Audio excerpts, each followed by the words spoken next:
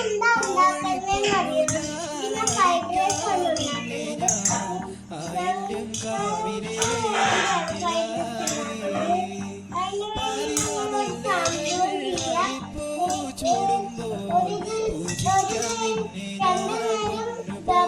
അടച്ചു വെക്കണം. കുറച്ചും കൂടി കഴിഞ്ഞിട്ട് ഇതെടുക്കാവുന്ന. പിന്നെ അടപ്പ് എടുത്ത് വെച്ചു. അതിനൊന്ന് കുറച്ച് പാത്രത്തിൽ അടച്ചു വെക്കാം. വീണ്ടും 3 നേരം നമുക്ക് അടച്ചു വെക്കാം. അത് അടപ്പ് തുറന്ന് വെച്ചിട്ട് അത് ഇങ്ങനെ ആക്കണം. അതാക്കിയിട്ട് വെന്തിച്ചെടുത്തിട്ട് അതിനകത്ത് വെച്ചിട്ട് പിന്നെ അത് മട്ടിട്ട് ഇനി കൈ കൊണ്ട് വെന്തിട്ട് അത്